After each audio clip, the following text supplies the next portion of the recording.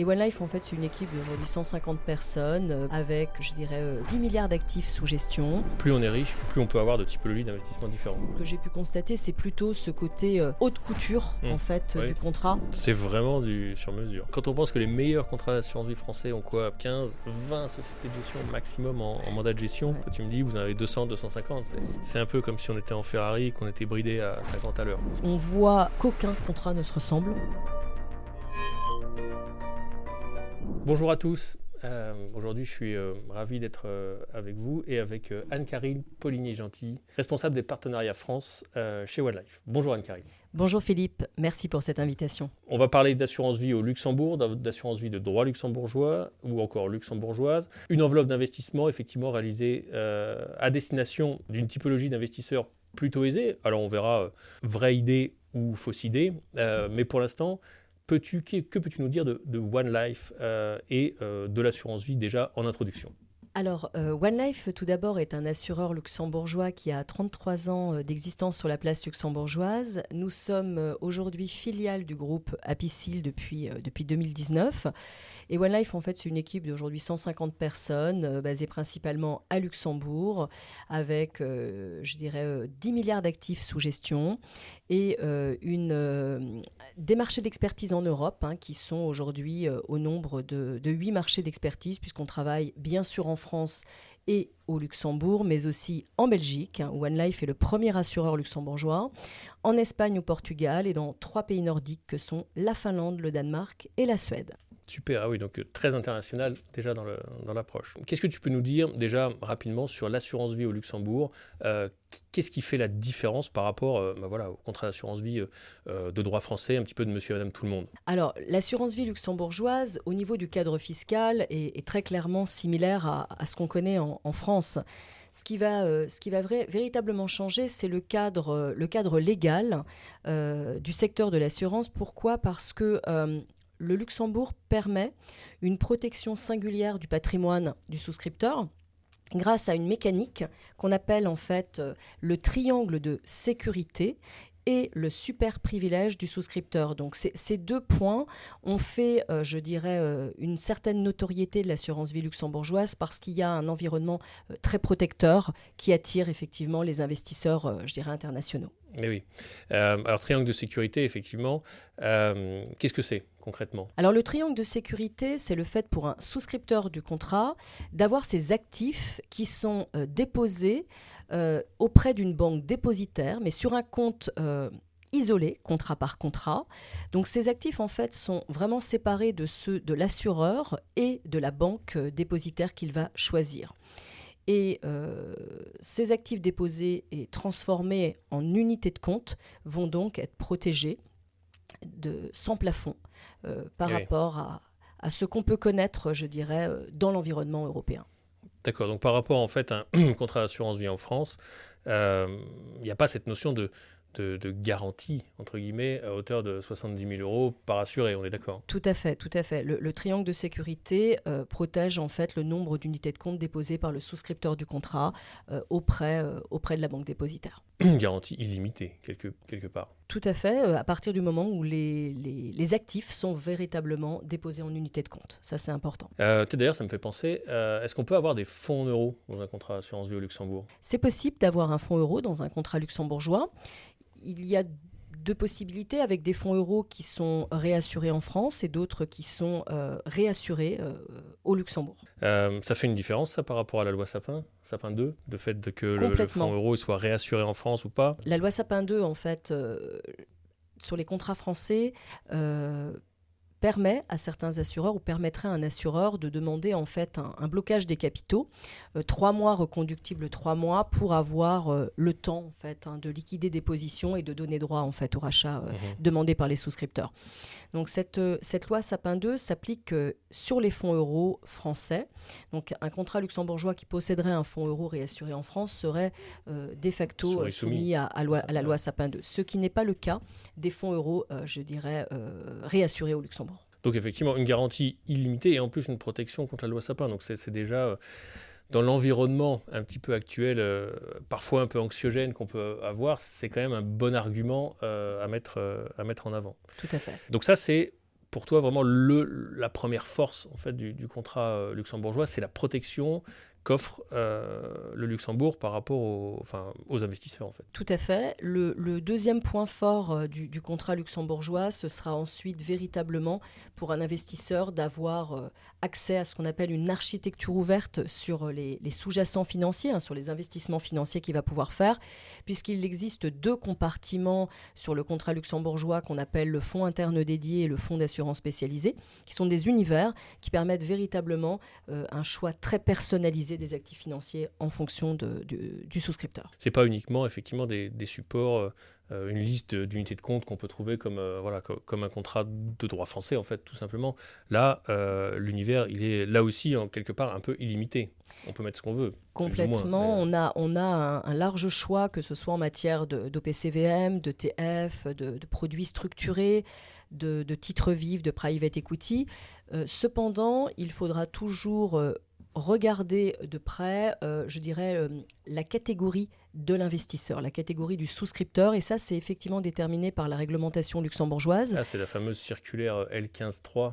Exactement, du commissariat aux assurances, qui, en fonction du ticket d'investissement fait par le souscripteur et de son niveau de fortune mobilière nette déclarée, va le catégoriser selon des lettres, N, A, B, C ou D. Okay. Et en fonction de ces catégories, les actifs, je dirais, choisis seront plus ou moins accessibles dans des proportions différentes. Ok, donc si je schématise, plus on est riche, plus on peut plus on peut avoir de typologies d'investissement différents. C'est ça, effectivement, la philosophie, c'est de considérer qu'un investisseur qui a déjà un certain niveau de fortune mobilière est à plus d'expérience potentiellement, et à ce titre-là est en capacité d'avoir accès à plus de sous-jacents financiers, ou en tout cas dans des proportions plus élevées.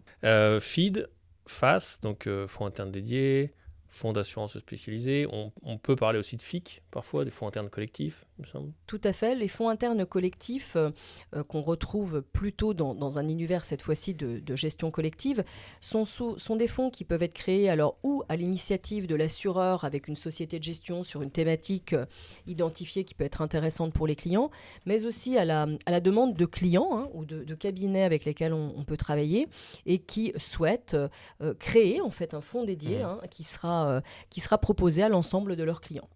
Okay. Donc ça, c'est vraiment une solution sur mesure créée avec l'assureur. Est-ce que je peux faire le raccourci de comparer ça à un mandat de gestion comme on pourrait l'avoir un petit peu sur les contrats de droit français ? Oui, en quelque sorte. Il y a un environnement qui va être choisi avec une société de gestion et évidemment selon un profil et une stratégie déjà déterminés. Donc c'est un mandat de gestion effectivement déterminé pour différents clients. Tout à l'heure, je disais en introduction effectivement que le contrat d'assurance vie luxembourgeois réservait une certaine typologie d'investisseurs parce que le minimum d'accès est quand même de 250 000. Voilà. Donc, en fait, pour accéder à cette solution qui est très protectrice et sur laquelle on peut faire à peu près tout, il faut quand même pouvoir mettre 250 000 euros sur le contrat. Tu confirmes ? Exactement. Alors, le ticket d'investissement est propre à chaque assureur luxembourgeois qui peut effectivement avoir un ticket plus ou moins élevé en fonction de... Ah oui, parce que c'est pas réglementaire, mais ça dépend, c'est une politique de l'assureur. Exactement. D'un point de vue réglementaire, l'accès au FID et au FAS, donc au fonds interne dédié et au fonds d'assurance spécialisé, le ticket réglementaire ou le seuil d'accès réglementaire, c'est 125 000 euros. Après, chaque assureur effectivement décide, je dirais, le niveau tout simplement qu'il souhaite mettre comme seuil d'accès. Chez One Life, c'est 250 000 euros pour entrer sur un FID et sur un FAS.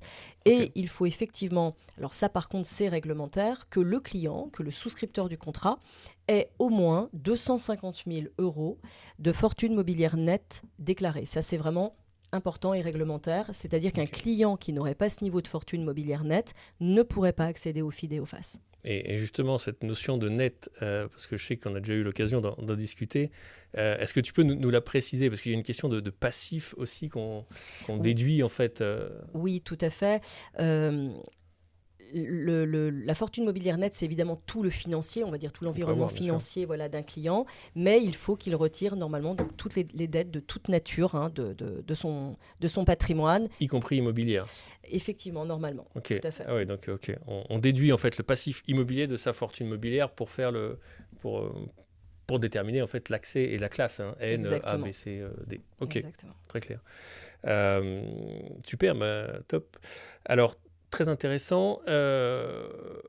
J'avais effectivement, juste pour cette petite précision, on parle parfois de phase buy and hold, de phase gestion conseillée. C'est quoi rapidement, là, puis après on arrêtera peut-être de discuter des différentes enveloppes, mais c'est quoi la différence de ces deux points, deux enveloppes? Alors, le FAS Buy and Hold est plutôt un environnement, on va dire, de courtage d'assurance pur et plutôt un environnement pour détenir des actifs financiers qui ont vocation à être conservés, qui n'ont pas vocation à effectivement être arbitrés régulièrement, etc. Donc, Ok. c'est une enveloppe voilà, qu'on peut retrouver aisément pour des supports, par exemple, de private equity, Produits structurés. sur du produit D'accord. structuré, exactement. Le FAS gestion conseillée, là, va plutôt être un environnement où le conseiller qui doit avoir la casquette CIF, conseiller en investissement financier, Bien sûr. va plutôt être en accord avec le client pour avoir une allocation qui peut être, je dirais, plus avec un peu plus de mouvement. Concrètement, il ne s'agit pas d'avoir des arbitrages trop réguliers. Le but n'est absolument pas d'arriver à un compte titre, c'est absolument pas le sujet, mais en tout cas de mener une gestion sur des actifs qui peuvent avoir nécessité, où il peut y D'être avoir nécessité arbitrable, d'être un peu arbitré, plus, exactement. ok. Donc on va retrouver plutôt un environnement au PCVM, ETF, par exemple. D'accord, ok. Ouais, qui s'y applique bien pour ce genre de cas. Ok, très clair. Alors, on a parlé tout à l'heure vraiment triangle de sécurité. Tu as évoqué la notion de super privilège. Est-ce qu'on peut revenir un peu sur cette notion de super privilège? Le triangle de sécurité, on a compris que c'était effectivement une ségrégation en fait, des avoirs. Mais c'est quoi concrètement cette notion de super privilège et par rapport à ce qu'on pourrait avoir sur un contrat d'assurance vie de droit français, qu'est-ce que ça pourrait entraîner? Alors le super privilège, c'est le fait pour le souscripteur du contrat d'être un créancier de premier rang par rapport à tous les autres créanciers de l'assureur. Et donc, en cas de difficulté ou de faillite de l'assureur, il viendrait en premier rang pour récupérer ses avoirs. Ça veut dire qu'il passe effectivement avant l'État, avant les organismes sociaux, tous les créanciers. D'ailleurs, en France, l'assureur, enfin le créancier, l'assuré, pardon, quatrième position, non? J'avoue que j'ai un doute sur la position. Je crois que c'est ça. Donc là, en fait, tu es numéro 1, c'est top. Voilà, c'est ça. Okay. Tu as quand même plus de chances de récupérer tes fonds exactement, que quand tu passes derrière l'État. Voilà, c'est ça. Et les salariés, au passage. Au passage, exactement. Aussi, alors justement, c'est pour toi, c'est cette notion de protection, c'est vrai ou c'est une notion marketing? Non, c'est un vrai avantage? C'est un vrai avantage parce que ça permet de rassurer face à des clients qui ont un patrimoine important. Mais c'est aussi, le Luxembourg a aussi un autre atout, c'est que c'est un pays noté triple A. D'accord. Et ça depuis, je dirais, de nombreuses années, parce qu'il y a une vraie stabilité économique et politique dans cet environnement. Donc il y a peu de pays notés triple A. Donc c'est aussi rassurant pour les investisseurs. Et le Luxembourg, petit pays avec un peu plus de 640 000 habitants, reste quand même le deuxième centre financier en termes de fonds d'investissement. Alors, le premier centre européen et le deuxième au monde, après les États-Unis, avec une véritable expertise aussi sur les fonds d'investissement. Donc, c'est vraiment des richesses qui sont importantes pour les investisseurs et qui, effectivement, attirent de par le monde entier. Ça me fait penser, aujourd'hui, sur la partie Luxembourg, souvent on pourrait se dire, mais est-ce que c'est un paradis fiscal?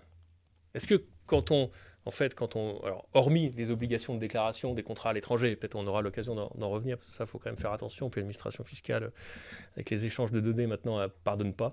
Mais c'est vrai qu'on pourrait avoir rapidement cette appréhension, ok, je vais ouvrir un contrat d'assurance vie au Luxembourg, c'est de l'évasion fiscale vers un paradis fiscal, et c'est, entre guillemets, on a pas mal de nos clients, quand on évoque le sujet, oui, l'assurance vie au Luxembourg, ça pourrait être intéressant pour vous, pour telle raison. Ah, mais c'est de l'évasion fiscale. Alors, aujourd'hui, il y a une vraie transparence fiscale et c'est très important de le préciser aux clients. Il y a une transparence avec un échange de données, donc ça veut dire que de toute façon, les assureurs traduisent donc à l'administration fiscale luxembourgeoise l'intégralité des avoirs des souscripteurs et l'administration luxembourgeoise le communique en fait aux autorités fiscales françaises. Donc il y a un vrai échange de données. Ok. Donc il faut rassurer les souscripteurs en leur disant que leur contrat est aujourd'hui complètement transparent. Ils ont effectivement la nécessité de le déclarer tous les ans dans leur 2042, au moment au mois de mai, clairement. Et c'est un environnement qui est transparent, avec les mêmes exigences en termes, je dirais, d'origine des fonds quand on souscrit un contrat. C'est sûr. De traçabilité. Donc, ce sont des contrats qui sont très respectueux maintenant de la fiscalité et de l'environnement réglementaire qu'on a aujourd'hui. Alors, pourquoi tu dis maintenant ? Il peut y avoir effectivement dans l'esprit de certains clients, de par le passé, une image tout autre du Luxembourg, puisque toutes ces obligations et toute cette transparence n'existaient pas il y a plusieurs années de ça, effectivement. Et du coup, ça m'amène à une question dans la continuité, parce que ça reste quand même, l'assurance vie en elle-même reste quand même une super enveloppe fiscale, justement. Alors là, tout à l'heure, tu nous disais One Life présent, si j'ai bien écouté, Belgique, Espagne, parce que je sais qu'il y a des contrats espagnols, Luxembourg, Portugal, ok, j'avais peut-être un peu oublié, mais on parle de contrats d'assurance vie de droit luxembourgeois pour une personne, en l'occurrence là, pour ce qui nous concerne, qui est résidente fiscale française. Okay, quand tu mets en place un contrat d'assurance vie luxembourgeois pour une personne qui est résidente fiscale au Portugal, c'est un contrat avec la fiscalité du Portugal. Okay. Donc, ma question, en fait, c'est la fiscalité, pour rebondir un peu là-dessus, et la même fiscalité que l'assurance vie française, en fait. Complètement. Il n'y a pas de... Complètement. Okay. Le contrat est luxembourgeois, mais la fiscalité est celle si on est face à un souscripteur qui est résident fiscal français, c'est bien la fiscalité française qui s'applique à lui. Okay. Et si demain, cette personne déménage et va s'installer dans un autre pays, eh bien, ce sera la nouvelle fiscalité de son pays de résidence qui s'appliquera. Et c'est ça une grande force des contrats luxembourgeois, ce qu'on appelle la portabilité des contrats, effectivement, où le régime fiscal va suivre en fait la personne en fonction de son lieu de résidence. Tout à fait. Le contrat sera, d'un point de vue fiscal, sera regardé par rapport à la nouvelle législation du client, du souscripteur du contrat, pour savoir quel sera l'environnement fiscal applicable. Ouais. Donc il y a des pays sur lesquels on a une certaine vue, pas surtout parce qu'on ne peut pas avoir cette connaissance effectivement sur tout l'environnement international, c'est trop compliqué.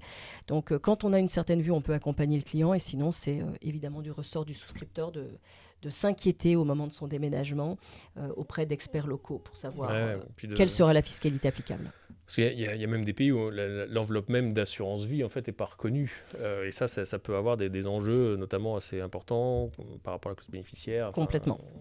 Okay. Donc en France, même régime que l'assurance vie de droit français. Exactement, que ce soit en termes de fiscalité durant la vie du contrat, rachat ou autre, ou que ce soit aussi en termes de capitaux d'essai, de traitement fiscal des capitaux d'essai. C'est exactement le régime français qu'on connaît, l'assurance vie française. Par contre, là où effectivement on peut avoir un petit avantage, c'est si on est amené à migrer, à s'expatrier, que ce soit pour développer un autre business ou parce qu'on a une proposition via un employeur à l'international, c'est d'avoir une enveloppe fiscale, d'avoir une enveloppe, y compris fiscale, qui peut nous suivre et qui peut s'adapter sans faire jouer effectivement la convention fiscale entre la France et le pays de résidence, parce que là c'est directement en fait la fiscalité du pays de résidence qui va s'appliquer. Tout à fait. Le client emporte son contrat et sera, je dirais, avec une certaine fiscalité sur potentiellement la vie du contrat, sur les rachats, et un traitement successoral qui sera lié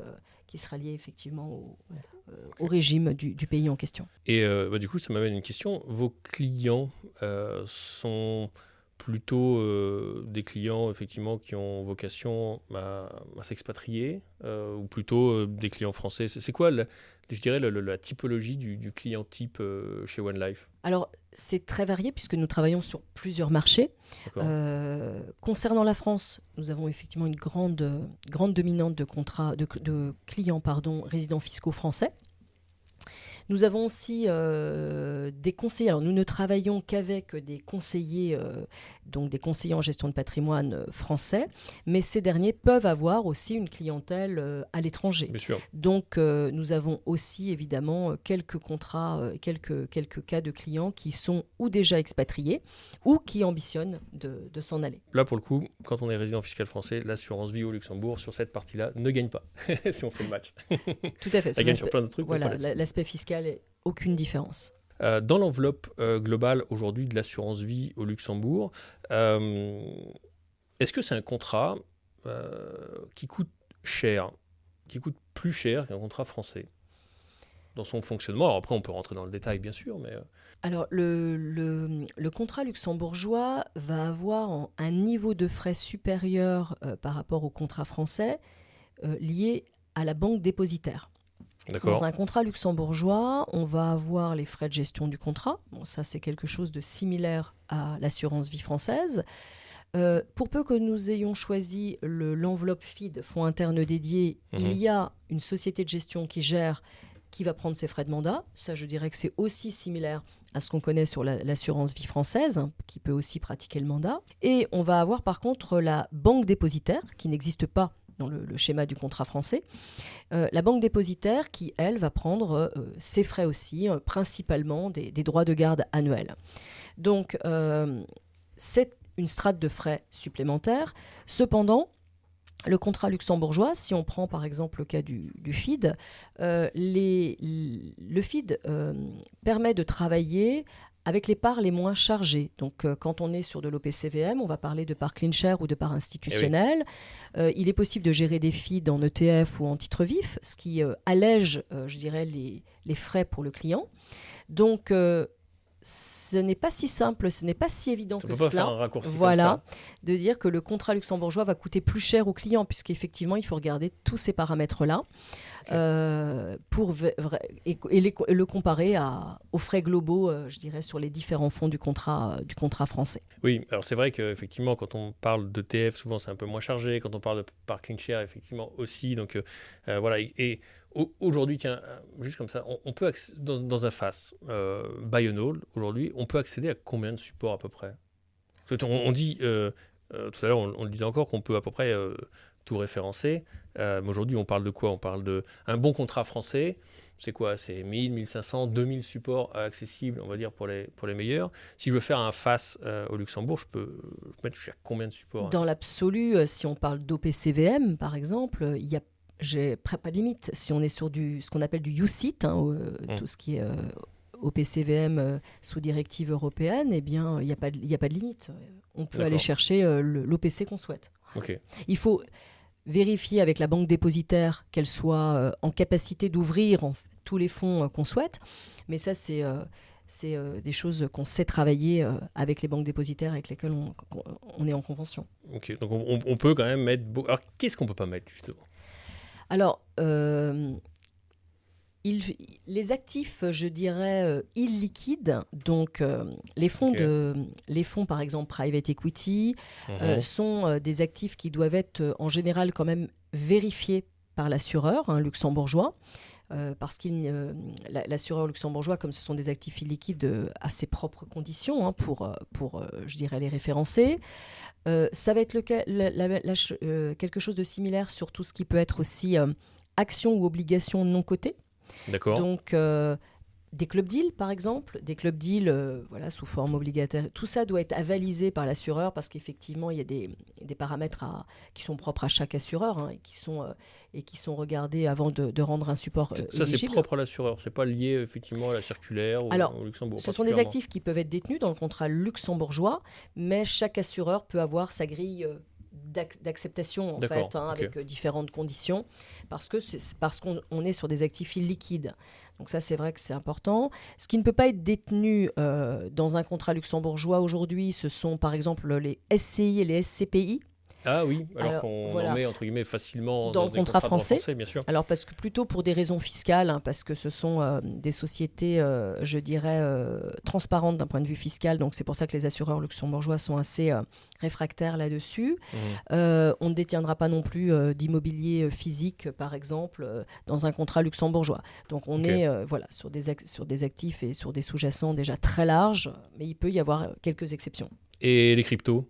Alors, les crypto-monnaies, idem, pas en direct, Ok. mais sous forme de fonds, entre guillemets, d'OPC, ou Typiquement des d'ETF, ETF. etc. C'est possible, mais là, ça va être réservé à la plus haute catégorie à Luxembourg, Donc les D. la fameuse catégorie D. Ouais. Donc quand c'est particulier, c'est la catégorie D. Quand le sous-jacent financier n'est pas listé dans la lettre circulaire 15.3, donc qui D'ailleurs, est elle date de référentielle, quand? de mars 2015.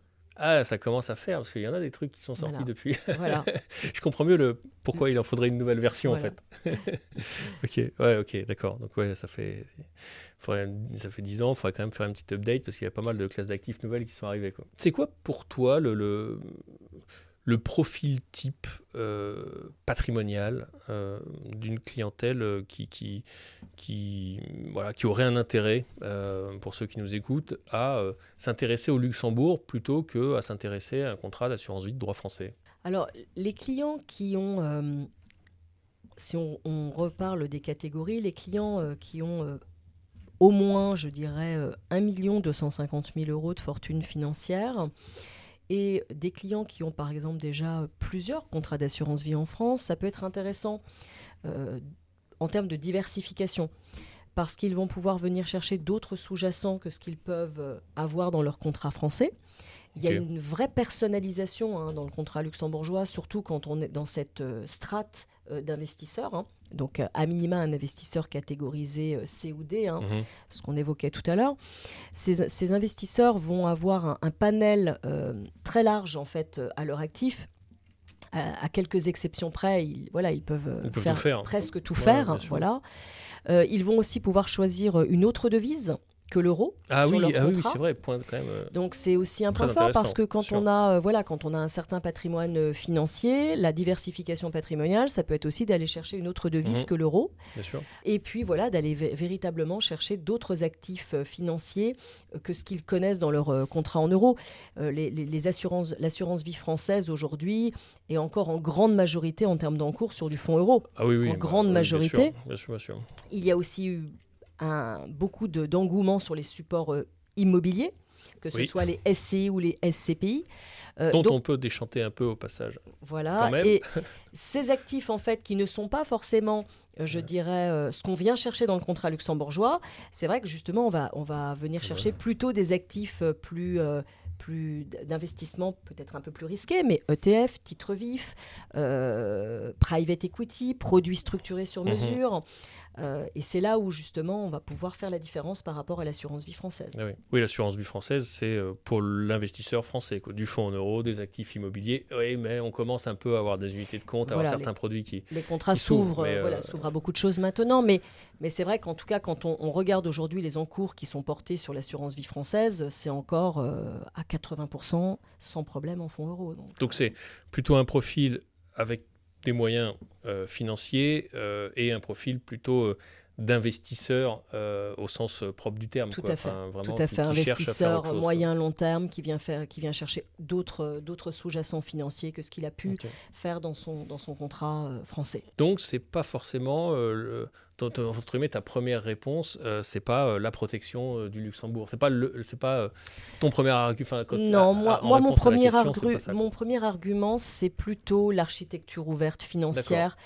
Et le choix d'une diversité d'actifs sous-jacents presque nos limites, je dirais, quand on est face à ces catégories d'investisseurs. C'est, je pense, le premier argument du contrat luxembourgeois. C'est quoi le contrat le plus exotique que tu aies fait ? En termes de support d'investissement, en termes de montant, si tu veux, en termes de, je sais pas, le contrat le plus... ou que tu as fait, ou entre guillemets de l'histoire de One Life ou du stock, mais le truc le plus farfelu, quoi. Un chef d'entreprise qui a mis sa boîte dedans. Non, ça c'est pas possible. Bon. Alors, on peut mettre des actions d'une société D'accord. non cotée dans un contrat luxembourgeois. Donc l'investisseur doit être à minima COD. Par contre, il n'est pas possible pour l'investisseur de mettre les actions de sa propre société ou de Ok. son cercle familial. Il faudra qu'il soit complètement en dehors de ce qu'on appelle le board de la société. Ok. Ça peut être un associé passif, etc. Ça, c'est des choses qu'on a faites, effectivement, et qu'on fait d'ailleurs très régulièrement. Il faut que ce soit étudié par One Life, bien sûr, et on est en capacité de loger des actifs non cotés dans un contrat luxembourgeois. Ça, c'est des choses qu'on fait. Exotique, on a étudié pas mal d'obligations avec sous-jacent immobilier, donc des clubs deals immobiliers, ce genre de choses. Alors, je ne sais pas si on peut parler d'exotisme, c'est pas forcément exotique, mais en tout cas, c'est une personnalisation vraiment d'acteurs qui ont pu aller trouver des solutions immobilières ou autres sur des actifs sur des clubs deals vraiment, je dirais, très particuliers, très confidentiels, et qu'ils ont souhaité amener dans leur contrat. Donc je dirais que ce que j'ai pu constater, c'est plutôt ce côté haute couture en fait du contrat. C'est un bon punchline, ça. Haute couture. Le contrat d'assurance vie luxembourgeoise. Voilà, haute couture. Très bien. Très bien. C'est tout à fait la réalité et la vérité. C'est tellement du sur-mesure. Pour rester dans la thématique. Je me souviens d'une carte, je change complètement de sujet, mais je me souviens d'une carte que vous aviez dans votre présentation où vous ciblez pas mal de pays différents, là où vous aviez justement ouvert des contrats. Et c'est vrai que nous, c'est des sujets qu'on regarde quand même pas mal à l'international. Aujourd'hui, vous avez un contrat qui pourrait, entre guillemets, être mis en place dans combien de pays à peu près ? Alors, donc en Europe, aujourd'hui, on travaille, comme je disais, sur 8 marchés d'expertise. En dehors de l'Europe, on peut avoir quelques pays dans lesquels on a fait des avis juridiques, donc une consultation auprès d'un expert local pour regarder l'environnement du contrat luxembourgeois. Donc ça peut être des territoires sur lesquels on peut aller. Dans ce cas-là, on aura une solution avec un contrat qui sera le contrat de la nationalité du souscripteur avec un avenant spécifique. Et on a une autre possibilité, c'est pour des clients qui sont des expatriés professionnels temporaires, qui ont pu garder par exemple des liens avec la France, qui ambitionnent de revenir un jour en France. Cette typologie de souscripteurs a la possibilité aussi, alors tout dépend du pays, il y a différents paramètres qui seront regardés, on regardera le pays, on regardera aussi, je dirais, la catégorisation du pays et par rapport à l'origine des fonds, ça c'est des données qui sont aujourd'hui importantes, mais des expatriés professionnels temporaires, on a la faculté aussi de leur proposer une solution, je dirais, parce qu'on sait aussi qu'ils vont un jour revenir en France ou en Europe en tout cas. Ok. Oui, sur cette notion de retour quand même. Complètement. Ça mais important. La carte des pays aujourd'hui, c'est quelque chose, je dirais, en dehors de l'Europe, c'est vrai, c'est du cas par cas. Ça va plutôt être du cas par cas. Donc il faut vous interroger et puis voir si c'est possible de faire. Il n'y a pas une liste prédéterminée entre guillemets, dire là c'est jouable, là c'est pas jouable, etc. Non, parce qu'en plus la liste pourrait être mouvante parce qu'il peut y avoir des configurations réglementaires qui évoluent dans un territoire. Il peut aussi y avoir, je dirais, la catégorisation par rapport à tout ce qui est conformité du pays qui peut aussi bouger, puisqu'il y a des territoires qui sont plus ou moins transparents dans les échanges de données avec la France, avec le Luxembourg. Ça veut dire que dans ces cas-là, vous devez avoir une cellule compliance qui est capable d'analyser à chaque fois en local. Tout à fait. On a ces données avec notre département Wealth Structuring et Compliance qui analyse aussi ces deux aspects. Question comme ça, les US personnes. Alors, nous n'acceptons pas, chez One Life, les US personnes, compte tenu des exigences fiscales que requièrent les États-Unis quand on est face à un de leurs ressortissants. Donc, malheureusement, pas possible chez One Life. Je propose qu'on se lance dans un petit match assurance vie française, assurance vie Luxembourg. Qu'est-ce que effectivement, alors j'ai listé, on va dire, 7-8 points. On a dit, effectivement, en matière de fiscalité en France, Le match est nul, Le puisque match est nul. c'est identique. C'est idem, un contrat de droit français ou de droit luxembourgeois, pas d'avantage. Par contre, effectivement, si dès lors qu'on a une ambition un peu d'internationalisation, là, le Luxembourg fait vraiment la différence. Tout à fait. À l'international, oui, parce que le contrat est neutre fiscalement. Mhm. Donc le contrat luxembourgeois qui sera emporté dans le nouveau pays de résidence fiscale du client suivra la fiscalité locale du nouveau pays de résidence, sans risque de double taxation, par exemple en cas de retrait sur le contrat. Oui, parce que ça, c'est vrai que c'est quand même un risque qui peut être important avec un peu de formalisme fiscal à faire derrière, si on veut faire attention à ça. En matière de protection des fonds, du capital investi, on va dire. Alors, en France, on sait qu'il y a ce fonds de protection à hauteur de 70 000 euros par compagnie d'assurance et par assuré, par souscripteur du contrat. À Luxembourg, effectivement, le triangle de sécurité et le nombre d'unités de compte déposées est garanti auprès de la banque dépositaire. Donc, victoire par KO. Je pense. Ok. En termes de gestion. Alors, en termes de gestion, le contrat luxembourgeois a un temps d'avance, puisque on va retrouver une dimension gestion collective comme sur le contrat français, alors qui peut, cela dit, être de plus en plus étoffé côté France et moins certainement côté Luxembourg. Par contre, les compartiments d'investissement que sont le FID et le FAS sont quand même, je dirais, des boîtes à outils extrêmement riches, puisque, on l'a vu en fonction d'investisseurs qui ont la dimension financière suffisante, capacité d'aller chercher des sous-jacents très larges, avec, je dirais, pour des investisseurs catégorie D, un champ des possibles quasi illimité. Haute couture. Haute couture, exactement. Donc, victoire par KO aussi, voilà. Sur la partie gestion. Sur la partie univers d'investissement aussi, là, il n'y a pas de souci.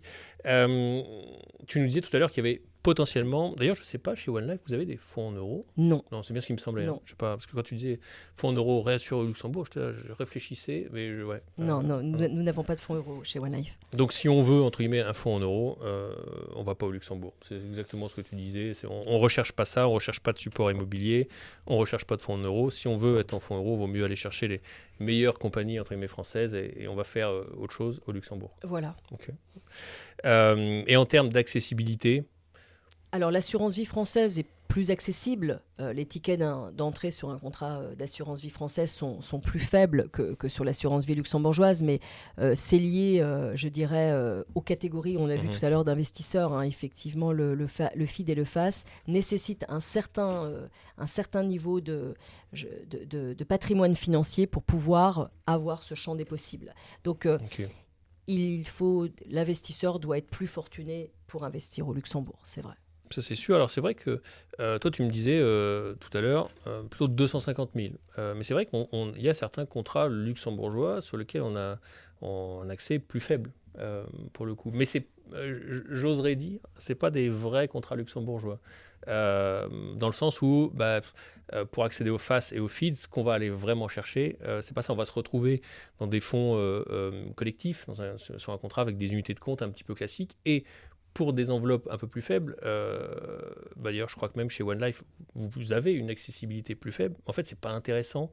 C'est moins intéressant que certains gros contrats de compagnies françaises sur lesquels on peut avoir plein de supports. Donc, c'est pour ça que fait, tu nous dis dans la cartographie de l'offre, il vaut mieux, quand on va au Luxembourg, vraiment avoir à minima 250 000 pour se positionner sur du FID ou du FAS, quoi. Oui, ça me semble un ticket important, parce que on va déjà s'assurer a priori donc la catégorie A, qui est la catégorie d'entrée dans le FID et le FAS pour un souscripteur, hein, puisqu'il faut avoir à minima 250 000 euros de fortune mobilière nette pour pouvoir entrer sur ces compartiments financiers. Et ça va aussi permettre, par exemple, si on choisit un FID avec une société de gestion, d'avoir... la société de gestion va avoir, je dirais, une certaine dimension aussi pour pouvoir réaliser son mandat de gestion et aller chercher des sous-jacents diversifiés. Okay. C'est vrai qu'il faut ce ticket pour pouvoir, je dirais, profiter de cette architecture ouverte. Si j'ose une image, c'est un peu comme si on était en Ferrari et qu'on était bridé à 50 à l'heure, quoi, sinon. Voilà, On va rester dans l'image haute couture. exactement. Ok, cool. Merci Anne-Carine pour ce match, pour le coup. Est-ce que, j'avais envie de te poser une petite question. Est-ce qu'il y a vraiment des choses à ne pas faire, des pièges à éviter quand on veut mettre en place un contrat luxembourgeois sur lequel on pourrait se regretter plus tard? Je dirais qu'une des premières choses à avoir à l'esprit, c'est vraiment de penser à regarder d'abord la catégorie du souscripteur, donc d'avoir cet audit du patrimoine financier du client. Ok. Parce que si on se lance, je dirais, sans avoir ce visu, on peut avoir des déceptions. Il peut y avoir des déceptions parce que si le client n'est pas dans la bonne case, entre guillemets, Mhm. il ne pourra peut-être pas avoir accès à des sous-jacents financiers qu'on lui aura fait miroiter. Et Eh oui. ça peut créer des déceptions. Donc c'est vrai, il faut prendre les choses dans l'ordre quand on veut proposer un contrat luxembourgeois ou quand on veut investir sur un contrat luxembourgeois.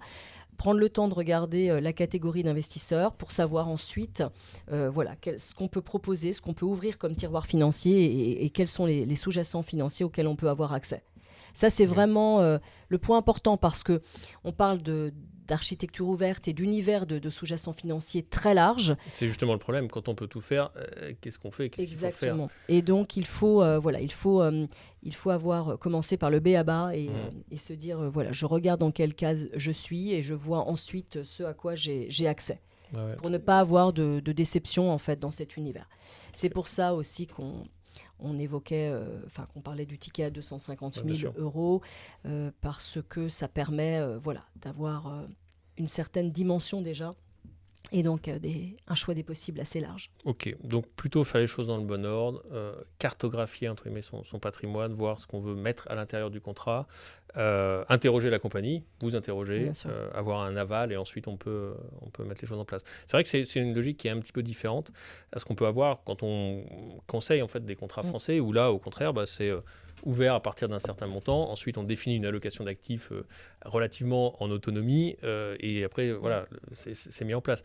D'ailleurs, je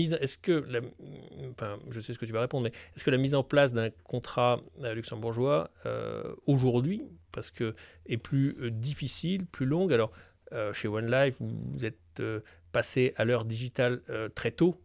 Très vite. Encore, vous avez pas mal gapé ces derniers temps avec les outils et ça, c'est vraiment bien. Je crois d'ailleurs que vous étiez les premiers à avoir un parcours de souscription digitale, enfin vraiment au tout début. Dans les premiers, peut-être plutôt les deuxièmes, mais dans les premiers. Bon, mais c'était...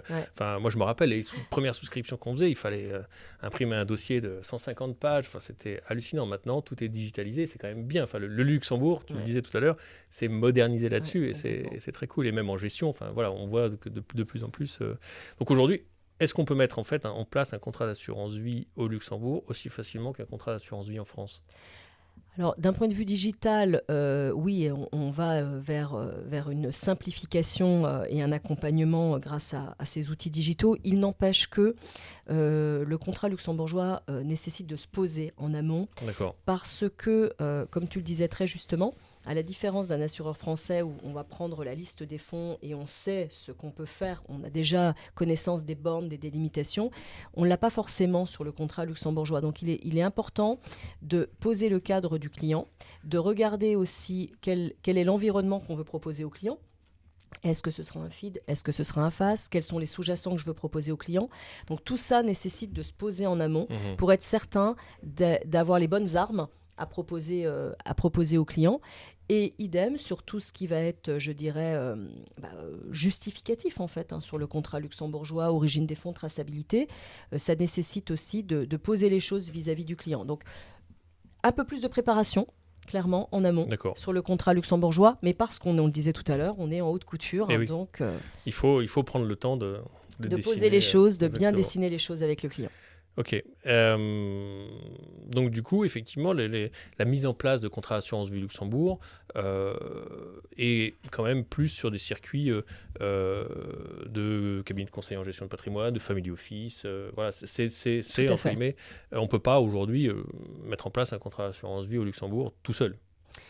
Alors, à ma connaissance, je ne suis pas sûre qu'il y ait beaucoup de sites qui proposent de l'assurance vie luxembourgeoise en ligne parce que c'est quand même plus complexe. Ouais. Alors, en gestion collective, on pourrait imaginer que ça se fasse. Pourquoi ? Parce que l'univers de la gestion collective ressemblerait un peu Ce qu'on à retrouve sur les l'assurance vie contrats français, française, bien sûr. avec des supports qui sont accessibles à tout le monde, et des critères de fortune pas nécessaires pour le client. Donc là, oui, ça pourrait se faire aussi facilement que de l'assurance vie française. Mais dès qu'on est sur les compartiments FID et FAS, il y a beaucoup de choses à borner, à vérifier en amont. Donc, très compliqué. Ok. Aujourd'hui, pour un profane de mettre en place son contrat tout seul parce qu'il risquerait d'y avoir peut-être quelques Ça déceptions. risque de coincer un peu. Ouais. On parle d'assurance vie au Luxembourg là, mais c'est pas que l'assurance vie au Luxembourg. Enfin, c'est pas que l'assurance vie. C'est aussi des contrats de capitalisation. C'est aussi des contrats de capitalisation pour personnes morales. Est-ce que tu veux nous parler un petit peu de ces deux types de solutions aussi ? Tout à fait. Le contrat de capitalisation luxembourgeois existe aussi bien pour les personnes physiques. Alors là, c'est comme sur C'est un la copier-coller. copier-coller de ce qu'on peut faire d'un point de vue financier par rapport à l'assurance vie. Mhm. Et d'un point de vue, je dirais, enveloppe et environnement fiscal, c'est exactement la même chose que ce qu'on connaît en France. Ça ne change absolument rien. On pourrait refaire un podcast exactement. Exactement. On reprend les 45 dernières minutes et on repart en disant contrat de capitalisation. Contrat de capitalisation, tout à fait. En ce qui concerne les personnes morales, c'est tout à fait possible aussi de leur proposer un contrat de capitalisation luxembourgeois. One Life n'ayant pas de fonds euros, nous n'avons pas de limite quant à l'acceptation des personnes morales, des typologies de personnes morales. On demandera en amont à vérifier bien sûr les statuts, l'objet social, et puis à lire le dernier bilan. Là, c'est parce qu'il y aura une lecture propre à One Life de la fortune mobilière de la personne morale, qui est importante, comme on l'a vu précédemment, parce que ça permet de savoir ensuite ce qu'on peut proposer comme allocation. Ok, donc en gestion de trésorerie, c'est aussi une super enveloppe. Ça peut être de la gestion de trésorerie, ça peut être de la gestion à moyen-long terme, effectivement. Si je te posais la question aujourd'hui, si tu avais une seule raison de conseiller un contrat d'assurance vie au Luxembourg, ça serait quoi ? Parmi tout ce qu'on a dit, parmi ton expérience. Ce serait vraiment la personnalisation du contrat.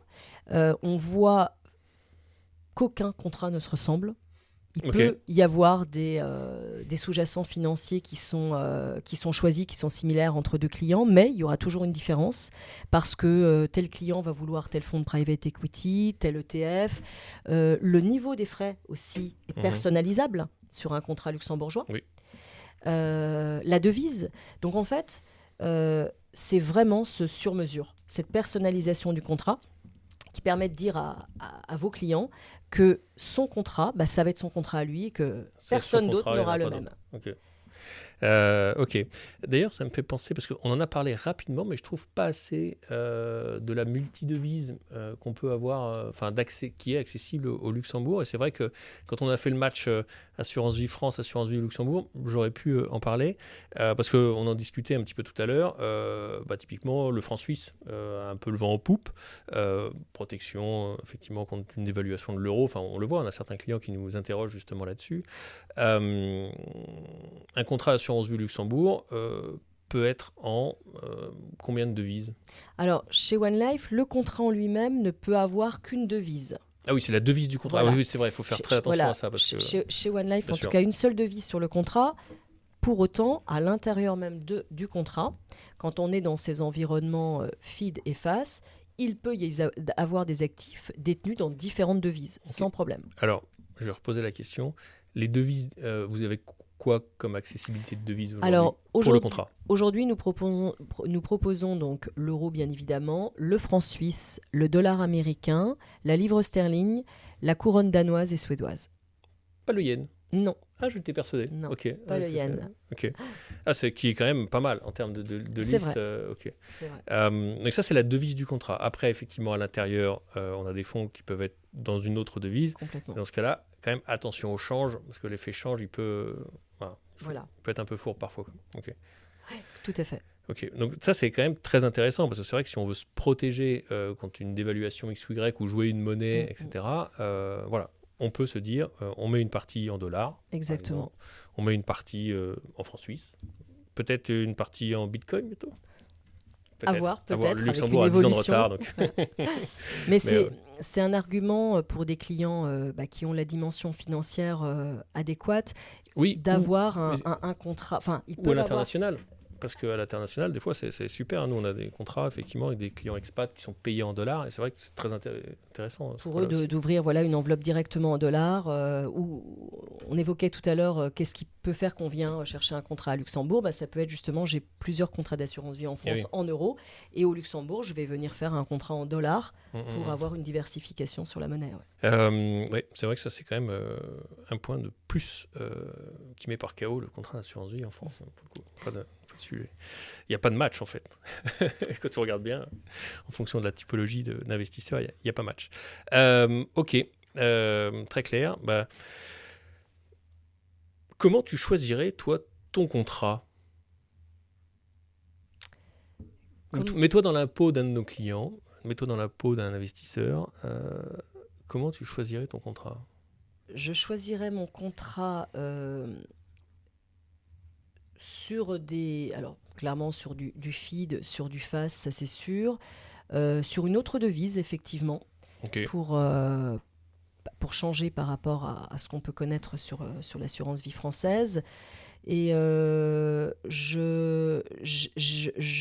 chercher des sous-jacents financiers que je n'ai pas, auxquels j'ai peu accès dans l'assurance vie française. Donc, l'ETF, le titre vif, par exemple, qui sont quand même aujourd'hui, qui peuvent être assez difficiles tout ce qui est ETF, on voit bien qu'ils sont assez difficiles à battre concrètement. Ça reste une classe d'actifs très intéressante. Puis après, tous les contrats français ne sont pas ouverts, full ouverts sur ces sujets-là. Donc on a des listings effectivement chez les assureurs français qui s'ouvrent de plus en plus, mais ce champ des possibles qu'on peut aller...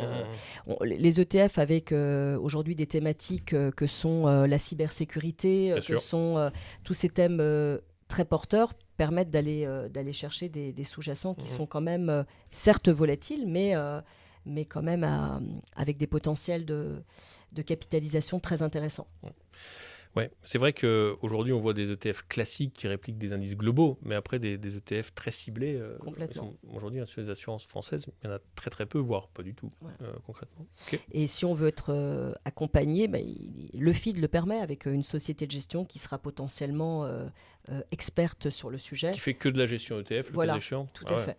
C'est l'intérêt, c'est d'être accompagné sous forme de mandat par des experts sur le sujet. D'ailleurs, on peut, pardon, excuse-moi de te couper, on peut mettre toutes les sociétés de gestion qu'on veut. Alors oui, on est là aussi en architecture ouverte. Chez One Life, on travaille aujourd'hui avec un peu plus de 250 sociétés de gestion, mais on agrée au fil de l'eau les nouvelles sociétés avec lesquelles on veut travailler. Quand on parle de contrats sur mesure et de personnalisation, un client qui dit voilà, moi j'aimerais travailler avec telle société de gestion, eh bien, sauf je dirais refus de la société d'ouvrir une nouvelle convention, en tout cas One Life est tout à fait ouvert au fait d'ouvrir un nouveau partenariat avec ces sociétés de gestion pour répondre à la demande d'un client particulier. C'est vraiment du sur-mesure. Exactement. Quand on pense que les meilleurs contrats d'assurance vie français ont 15, 20 sociétés de gestion maximum en mandat de gestion, toi tu me dis vous en avez 200, 250, c'est dingue. Et des sociétés de gestion en France, mais évidemment dans d'autres pays. Bien sûr. Donc on a, quand on parlait CHF tout à l'heure, on a bien sûr des sociétés de gestion en Suisse. C'est sûr. Ouais. Ça c'est très intéressant, mais effectivement il faut être bien accompagné. Exactement. Parce qu'on ne peut pas s'y lancer tout seul. C'est très compliqué. D'où l'importance. On ne travaille absolument pas en direct avec des clients finaux.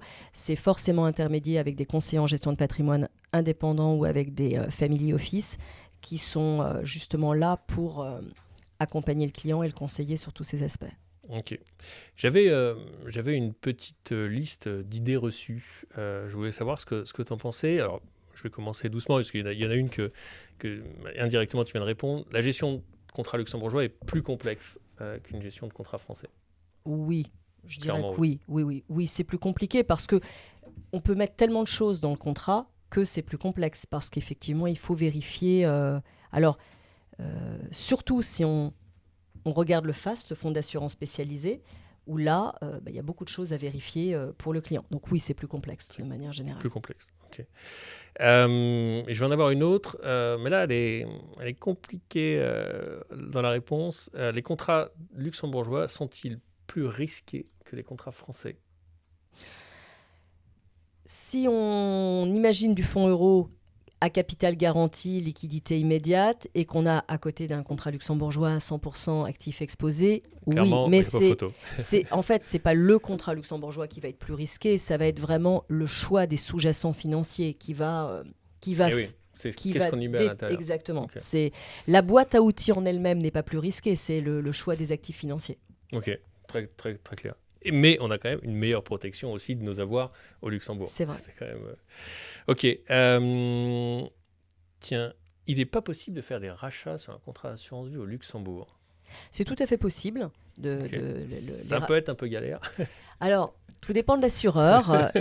Si l'assureur n'est pas établissement payeur des taxes, oui, ça peut être plus compliqué sur tout ce qui est déclaration, mais voilà, c'est des choses... Ça se fait. Ça se fait Mais complètement. des stratégies de rachat partiel programmé, par exemple, C'est peut-être pas l'idéal c'est sur le contrat. un peu chronophage administrativement. Voilà. Surtout dans en plus dans une thématique d'investissement 100% unité de compte. Oui, puis après, ça reste du long terme, etc. Mais c'est vrai que, pour le coup, ce point-là, un assureur vie français, en fait, va payer la flat tax, etc. Là où vous le faites pas, vous n'êtes pas établissement payeur, hein, c'est ça? C'est ça. Alors, ça, c'est propre à One Life. Il peut y avoir des assureurs luxembourgeois qui sont établissements payeurs des taxes. Mais voilà. pourquoi tu es propre à One Life?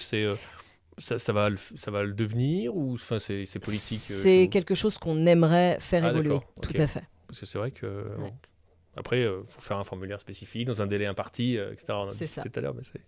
Ok, donc un peu plus de galère, mais c'est jouable. Complètement. Ok.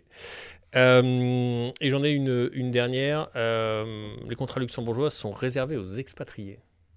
Alors non. Oui. Le contrat luxembourgeois, évidemment, s'adapte bien aux non-résidents, mais tout à fait bien aux résidents fiscaux français, pour toutes les raisons qu'on a pu voir tout à l'heure, et principalement pour l'aspect financier, architecture ouverte. Je pense qu'on a quand même fait un bon panel sur cette dernière heure du contrat d'assurance vie Luxembourg. Est-ce que tu veux nous partager un dernier point, tant qu'on est là, avec nos auditeurs qui est un sujet qui te semblerait qu'on ait oublié, parce qu'au final, même si on a essayé d'être assez large sur pas mal d'aspects, on a failli passer à côté de la multidevise qui quand même est intéressante, mais c'est bien qu'on ait eu l'occasion. Voilà, puis sinon peut-être simplement, pour ceux qui hésiteraient encore, hormis l'aspect sur mesure, parce que je pense que là on a quand même bien compris le truc, il y a un autre point sur lequel tu voudrais insister? Le fait que les contrats soient aujourd'hui complètement transparents fiscalement, je pense que ça peut être rassurant aussi pour les clients, de se dire que voilà, il y a plus cette image peut-être sulfureuse qu'il y a pu avoir par le passé. Il y a une vraie je dirais expertise, une vraie transparence sur ces contrats, et qui permettent d'avoir plusieurs atouts en fait. Moi je trouve que c'est une belle boîte à outils, parce que il s'adapte très bien aujourd'hui à un résident fiscal français. Si demain on s'en va, on sait que ce sera aussi plus modulable. Et à ce titre-là, c'est vrai que c'est dommage de se priver peut-être de cet atout. Eh ben, je pense qu'on est pas loin d'arriver au bout. Merci Anne-Karine Philippe pour cet échange. C'était très sympa avec plaisir de discuter avec toi sur cette belle solution qui est l'assurance vie au Luxembourg. J'espère que déjà vous êtes restés jusqu'au bout. Ça, c'est bien. Et puis voilà, que cette solution-là, vraiment l'assurance vie au Luxembourg, a fait écho chez vous pour toutes les raisons évoquées. Sur mesure, très grande souplesse en termes de véhicules d'investissement, protection du capital, triangle de sécurité, super privilège, portabilité, gestion ultra sur mesure. Je pense que ça a été dit et redit. Donc l'assurance vie au Luxembourg est une belle solution, effectivement, un peu complexe à mettre en place. C'est pour ça qu'on est là, nous, en tant que conseillers en gestion de patrimoine.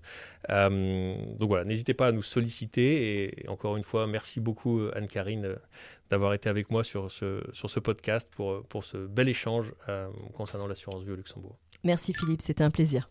À bientôt. À bientôt.